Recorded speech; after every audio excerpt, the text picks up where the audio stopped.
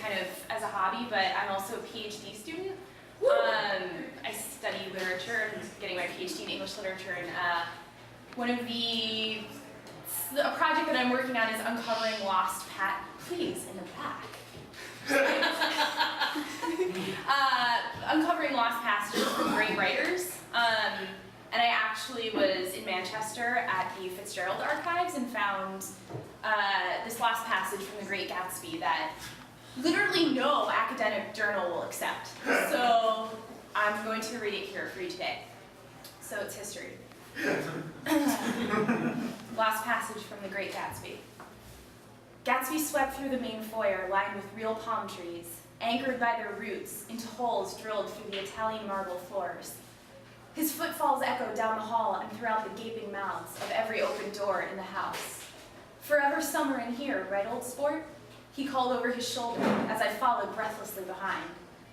He held open the door to a small room off the main corridor, a room I had never noticed in all the visits I had made to Gatsby's inner sanctum. "Have a seat, old sport." He swept his arm grandly toward a forest green leather chair. As I sat, he took his place across from me in a burgundy throne. We sat for a few moments as Gatsby stared into the distance, into the past. He spoke to me without ever leaving this comfortable stare.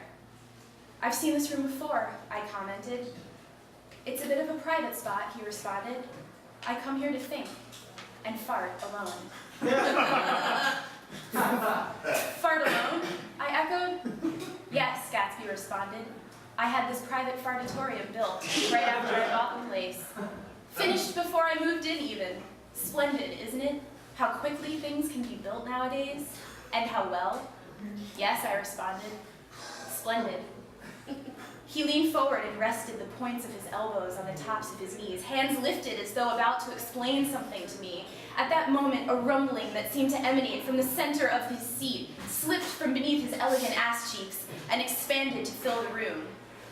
"I spent summers on a fishing boat when I was a child. Did you know that, old sport?" I shook my head no.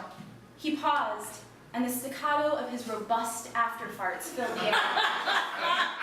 They pattered out like jazz riffs, stopping and starting, pausing, and then tearing through the quiet again, like triumphant trumpet taps. "Have you ever seen a fish die?"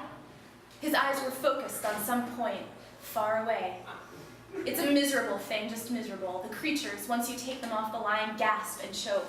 I've always been terrified of a life like that. Gasp and choke, a gasping, choking life. I would always have control over my future." He stood and flexed his knees. A defiant toot shot out.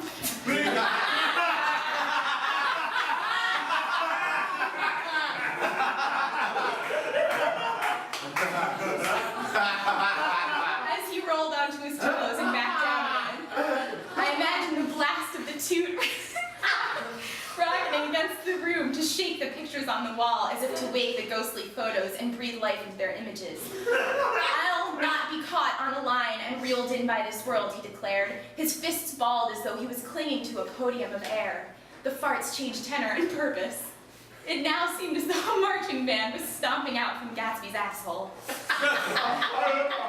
rat-a-tat-tat of his farting was persistent and percussive. His entire body clenched with the effort required to squeeze them out. "Look around," he gestured to the room around us. The walls were covered with a thick, sound-absorbing cloth.